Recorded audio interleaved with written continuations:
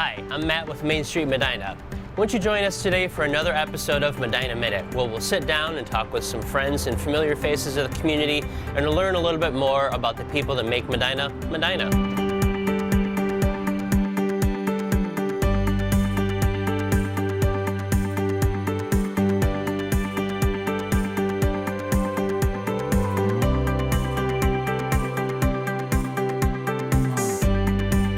We have Tim Van Arsdale from Cups Café joining us. Tim, thank you so much for carving out some time in your busy schedule and sitting down with me. So our paths, I've been here 14 years, our paths have crossed a lot, but I've never gotten to sit down and figure out who you are and what you do. You're just this guy that does amazing things. How did you end up in Medina? Well, I wasn't born here, but pretty much raised here. Yeah. Folks moved here when I was very young, in 3rd grade. Okay. So, they moved into Medina County. So I was in from 3rd to about 6th grade in Medina County. Yeah.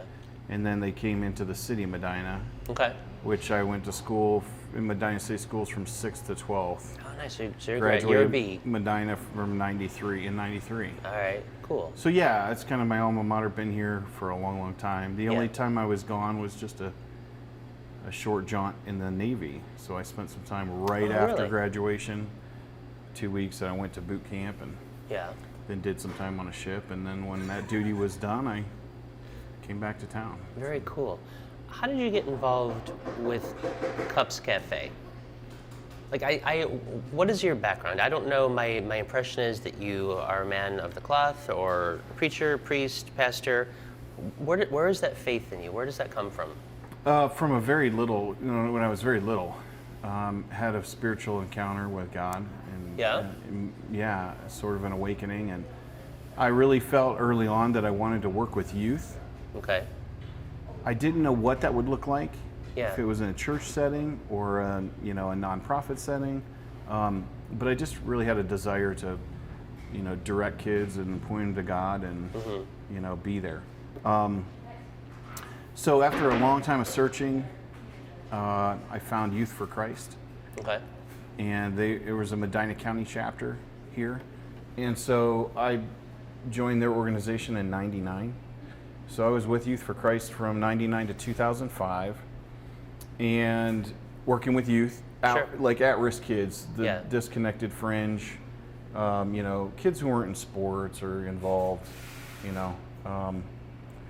and I did that for 5 years, and it was great. It was wonderful, it was in the schools and in the community and helping kids, and then at just one point I felt God saying, I want you to start a free cafe, and I said, what? Okay. So after some prayer and searching and just researching, like I went and visited other kind of similar nonprofits and what they were doing in and out of state. Okay. And that's how it really birthed. It was just kind of a, let's do this. And I took a step of faith. I resigned Youth for Christ. Wow. And started the cafe. Yeah. And that was in May of 2005. Okay. And then we opened the cafe in November of 2007. So the heart of the cafe has always been youth, giving the youth a safe place to go. Sure. Where everything was free, because the kids we're working with don't have a lot of money. That was really the vision and heart. And then, of course, as we grew, the needs expanded. People heard about us, and people who are hungry from all walks of life. Right. Homeless, elderly, low income, disabled, people facing food insecurity. It just swung wide open. So our outreach expanded over the years to trying to feed anyone and everyone who, needs a safe place to go and is hungry. Yeah. What's the mission of Cups? Well, our vision is serving hope one cup at a time. Okay. So the hope we serve is Christ. And we do it, the one cup at a time is one heart at a time, one person at a time. I'm not trying to change everybody. I try to tell our team we're not here to save Medina. That's an impossible task. We're not going to change the town, but I can have a difference in one life. Sure, absolutely. And what's the value of one soul? What's the value of one life? Yeah. If I can impact one person in a positive way, that person goes on to have a better life, then that's our mission. That's you know? amazing. Yeah. So that's kind of what we do. And you do that through food and fellowship and just providing a safe space. Yeah, everything's free. Okay. We focus primarily on the food. There are other great organizations doing great work. You know, I don't have to tell you. You know. Right. Feeding Medina County, Oasis of Hope, Salvation Army. I mean, churches, groups, nonprofits, all the service clubs are doing such great work in Medina. Yeah. And the community's so supportive. So we don't want to do everything. We kind of want to do one thing fairly well. And so we focus on the food. how have you seen that change in almost 20 years now? Like you focused on kids. How have the youth of the community changed? Is it getting better? Is it getting worse? Where are we in our culture for need right now? I don't know. I don't know that that's a tough question. I don't know if I've seen it gotten worse. It's just different. Okay. Just different problems and things kids are going through? Yeah, I mean, when we started, I mean, I left 05, 07. I mean, social media wasn't even really.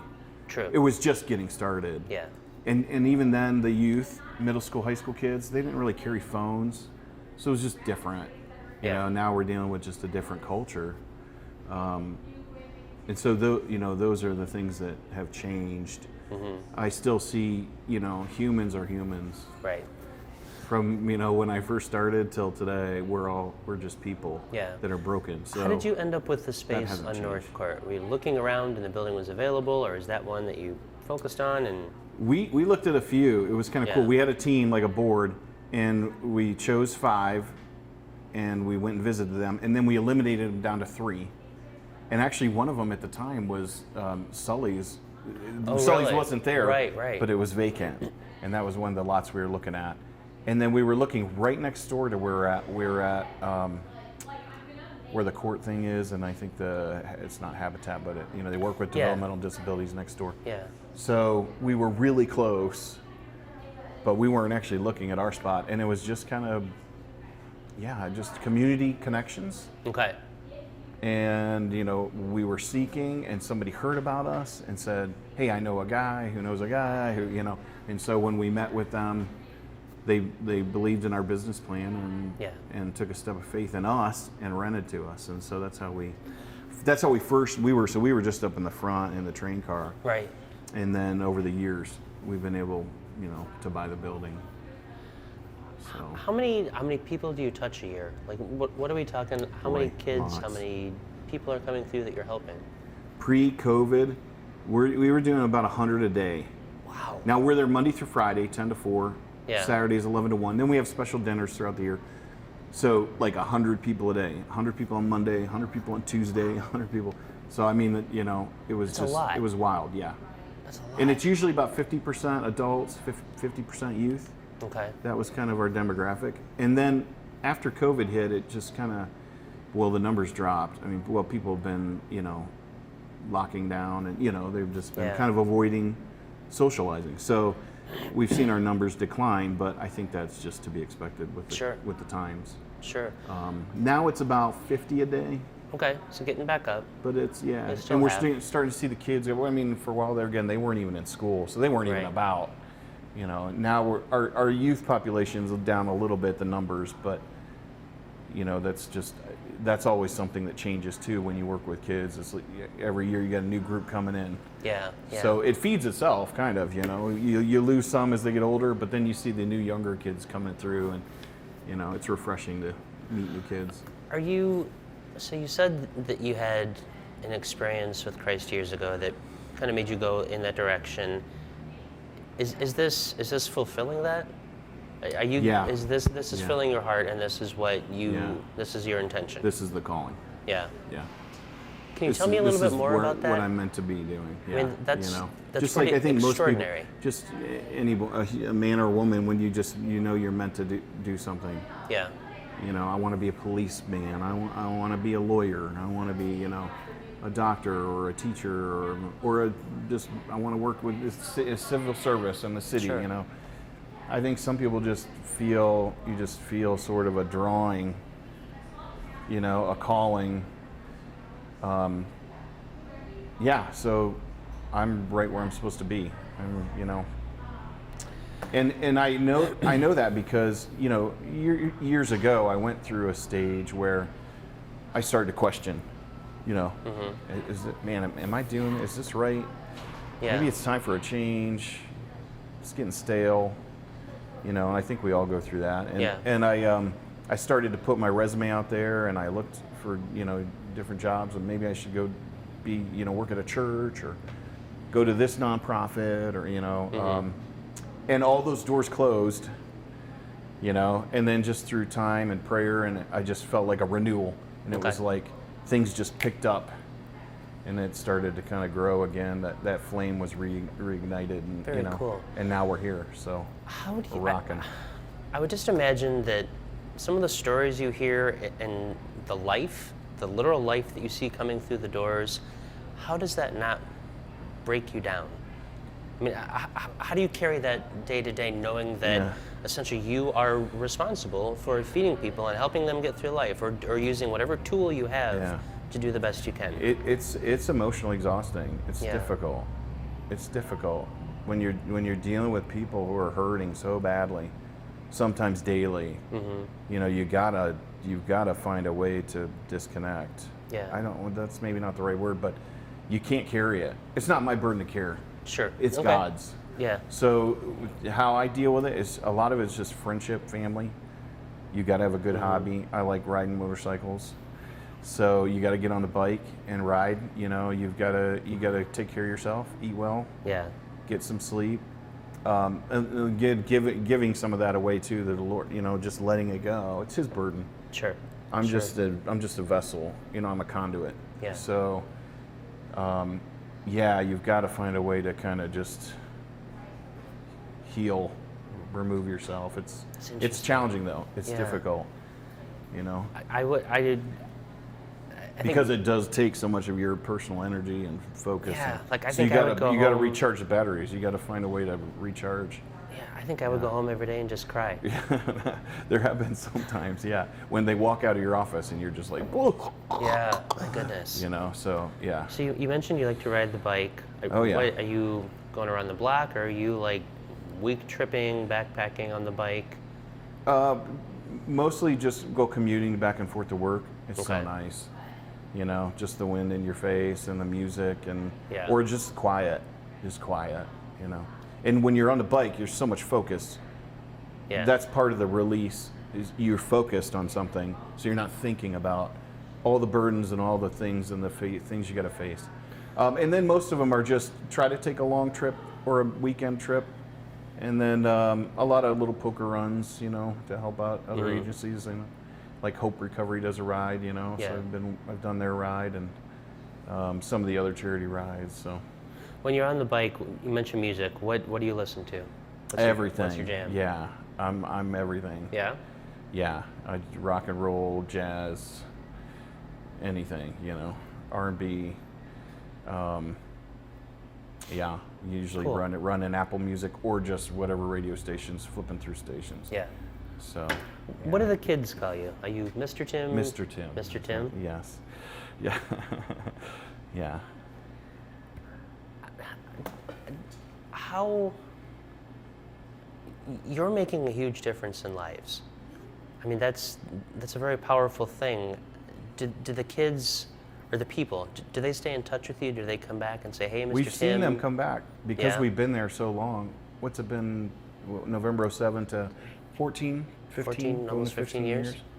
Yeah, November. Candlelight Walk is our anniversary. Okay, cool. So I didn't realize that. Yeah, so that makes you feel old because I'm like started this, you know, and now I've actually had our students from 10, 12, 14 years ago come Yeah. around and say, "Hey, Mr. Tim, I got a job and I have a kid now and I work at this and I'm a trucker, or I'm, you know," That's cool. and you're just like, "Oh wow, like That's really neat. this man. person made it," in the sense of they're supporting themselves. Yeah. They have relationships, you know, they're doing well. They have family. You know, they're not, you know, in jail on the street, you know, just so, you know, it's just when you see those stories, you know. Do they come back and volunteer and help out? We haven't seen them volunteer, but they've come back, you know, Yeah. to say hi or to catch up or I know, Yeah, it's been interesting. When you do something long enough, you do see that circle. Yeah. You know, That's cool. and then you start to see, and if Lord willing, I'm in this long enough, I think I'm going to start seeing the kids of my kids. Yeah. Like, you know, Yeah. they're having kids now, and they're going to be cafe kids soon. You know, when they start hitting, you know, middle school. So Yeah. I know the past couple weeks you've been doing a lot of work and improvements at the cafe. Yes. What are you doing? Can you give us Yeah. no pictures, but a sneak preview? Yeah, it's such an exciting project. Long time coming. We needed new makeup. I mean, you can imagine Yeah. 14 years. Countertops are chipping, cabinets are breaking, appliances were starting to fade out, you know. So we needed a little remodel. So we basically, you know, well, you've been in there. It is kind of a small, the diner car is kind of a small space. Right. So it was really difficult to get multiple volunteers behind the bar serving or in our kitchen serving. So we've expanded our kitchen space. Oh, nice.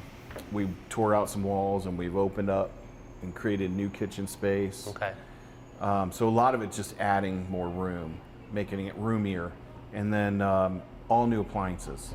Sweet. Refrigeration systems and food prep tables and ovens and all LED lighting and new paint, fresh paint. It's really, you know, it's some new flooring. It's really exciting. Yeah. So I know. and we open tomorrow. Tomorrow. Yeah. You're a nonprofit organization. How is the community supported? In Medina, we tend to not talk about or focus on those in need. We kind of live in this perfect bubble. But how has the community supported your work and your mission and what you're doing in the community? Boy, they've been supportive in every way possible. Yeah. Oh yeah, from helping us, from communicating our mission, to donating food, money, supplies, time, donate, you know, cleaning. I mean, just boy, every way possible. Food drives. What I've seen interesting doing, I don't know if this is true of all businesses, but at least, you know, my experience, because the cafe is still business. I mean, we have to pay the mortgage, and we have we have budgets and board meetings and financial, you know, responsibilities. So, but I saw, like, in the beginning, it was really the first 4 years were just pushing through every obstacle, Right. selling the vision, making it happen, keeping your word, you know, tell the Yeah. community, I'm going to do this, we're here, and they're like, well, you might not last too long, you know. So overcoming all those obstacles, and then about the 5th year, it just went boom. It just it spiked, and then now it's not so much us trying to promote the cafe and market it. They're marketing it. Nice. You know, the schools are calling and talking to other schools, or the parents are calling this parent, or, you know, hey, have you heard about this cafe? You can drop stuff off there, and then it just starts to, That's awesome. like a wildfire. So it just is taking off. Yeah. But I think of most businesses, if you're out there struggling, one tip I would give business, man or woman, if you're struggling, push through those first 4 years. Just keep going. Fight tooth and nail. Yeah. Fight.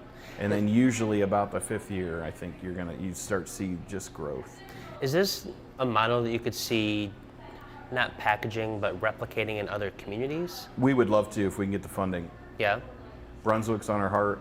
Okay. There's a big youth population there. A lot of students who need, you know, encouragement, hope. Yeah. And then Wadsworth would be a city. I know there is some work being done in Wadsworth already that's really good. But yes, if we could get the funding, my heart would be, you know, if I could convince our board, I'd like to see us open in Brunswick, a second location in Brunswick. So I'd like to focus on Medina County. You know, yeah.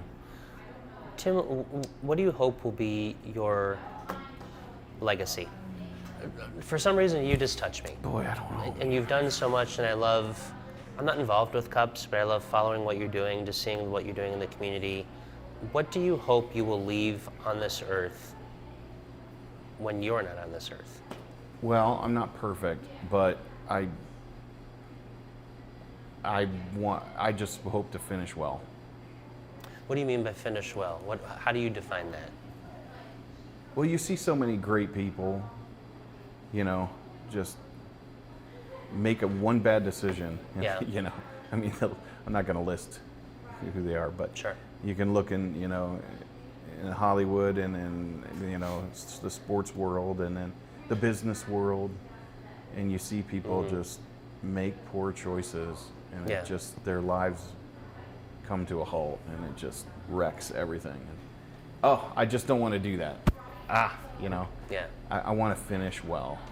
I hope by the encouragement of my friends and family and support groups and the church, and that I could just keep maintain the course, keep the faith, finish well. I want to hear God say, I like that. "Well done, good and faithful servant." I want to hear that. Yeah. I want to finish well. I'm not asking to be perfect, because I'm going to make mistakes. Yeah. But Finish I don't well. want to wreck this thing. This is more than me. I want this cafe to go beyond me. You're talking about legacy. That's why I started this. This has never been about Tim. Yeah. This is something I want to pass along, because I'm dispensable. I'm frail. I'm gonna pass away someday. Yeah. And then what's gonna happen? Well, I want this to be a community thing that lasts. So